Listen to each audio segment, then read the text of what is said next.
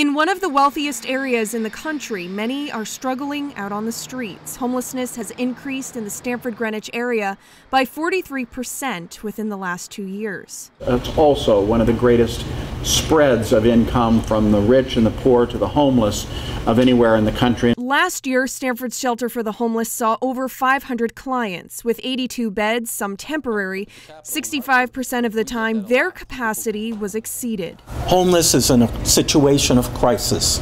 It can no longer be ignored. Many people think the answer to homelessness is employment, but shelter leaders here saying it's not as simple as that when most people they help already have jobs.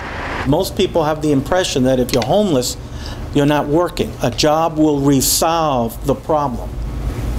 Well, let me enlighten you. He says in 2013, 21% of the shelter's population was working full-time, with 44% working part-time. When you live and work in a community like Greenwich, Stamford, where the average rent for a one-bedroom apartment is $1,200, how are you going to be able to work and afford those rents when you're making minimum wage or you're underemployed? And Wednesday, shelter leaders from Pacific House and Inspirica joined other agencies and public officials at Stamford's Government Center, bringing awareness to their cause.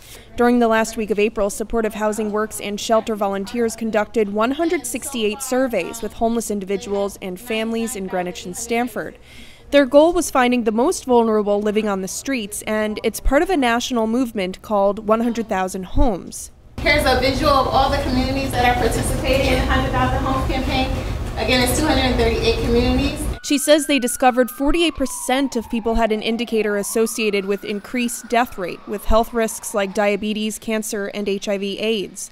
They're hoping to find permanent housing for those most at risk, and now they know who they are. We know how many they are. 13. We know who they are.